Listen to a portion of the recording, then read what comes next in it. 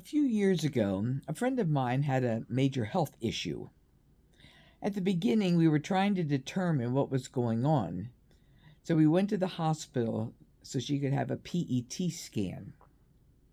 We were informed that the procedure would take a couple of hours, so I brought my laptop and work materials, thinking that I could accomplish some things on my to do list. I was having difficulties with the Wi Fi and had to approach the front desk for assistance. At the front desk, I encountered an elderly volunteer who was acting as a docent. He asked me if I was Irish, as he himself was Irish. We engaged in a brief conversation. Once I was able to resolve my Wi Fi issue, I sat down with my head was down, focused on the work in front of me. The elderly gentleman approached me to share a joke that he thought I would appreciate since we were both Irish.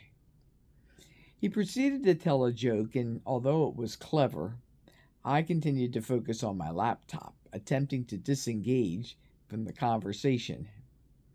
I was sending what I thought were a lot of nonverbal signals: heavy sighs, no eye contact, etc. He went on to talk about some aspects of his life, mentioning that he had aspired to be a priest and had worked as a retired police detective, among other things. He also brought up his faith, which I hadn't mentioned. And finally, he gazed directly at me, placed his hand in front of his face, and said, "You know, God is right in front of you." Well, as I reflected on the gospel this week, this is what Jesus is telling us: God is right in front of us. Jesus was sent to earth to help us perceive God in our midst. All we need to do is raise our heads and set aside distractions.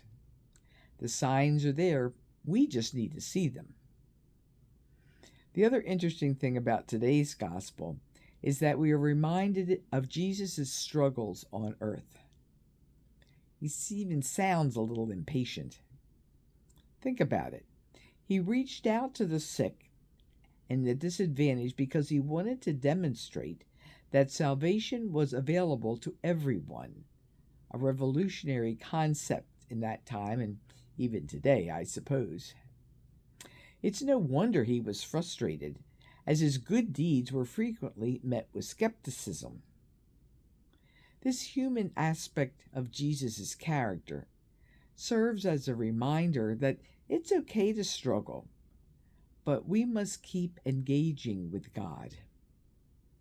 This isn't something we can put off. It must happen now, in our day-to-day life. As we pray this week, let's remember to see the signs and, more importantly, to understand and act on them. Let's remember that the time is now to demonstrate our love for God and our fellow man, whether they're Irish, Italian, or whatever. Have a blessed day.